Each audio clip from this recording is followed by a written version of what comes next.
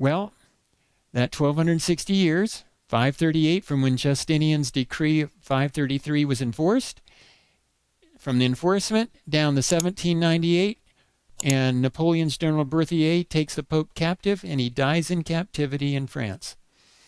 And the world thought the papacy was ended. Question would be, can these powers ever work together? Also, take a look at what John Wesley said about this. He's talking about these two powers of Revelation 13, and in this comment, he's specifically focusing on the second one, the land beast.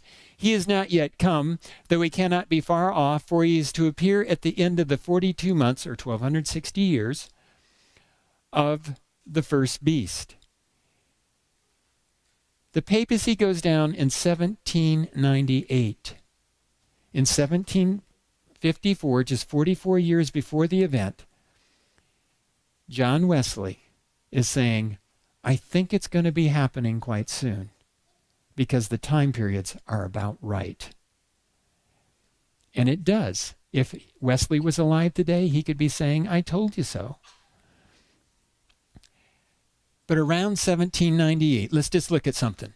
In 1798, the papacy was pretty powerless. The world didn't think they were going to survive.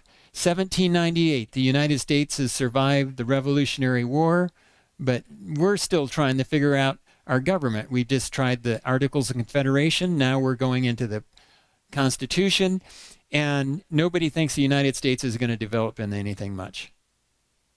So they're both nothings, pretty much, by 1798. You come a few years, and the United States is so weak in 1812 that we couldn't even protect Washington, D.C. from being sacked and burned by the British. Come a few years beyond that, the papacy and the United States are getting a little better foothold, but the United States hits the 1850s, and we start trying to self-destruct with the Civil War.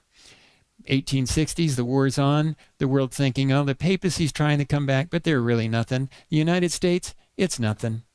I just want you to notice how similar things are going. From the 1860s into World War I, the United States is getting a little stronger, so is the papacy, but they're just one of many powers. They're not anything major in World War I. You come out of World War I, and between World War I and World War II, the United States builds a military machine. Between World War I and World War II, the Vatican gets the Vatican City back. They once again have political and religious power, and they begin their resurgence of power. You come out of World War II, the United States is the leading superpower militarily, and the Vatican is trying to be right up there. As a matter of fact, in the book Keys of This Blood, talking about John Paul, when he came in, it was his goal. There were three superpowers, he believed: the United States, the Vatican, and the Soviet Union, and his intention was to come out on top.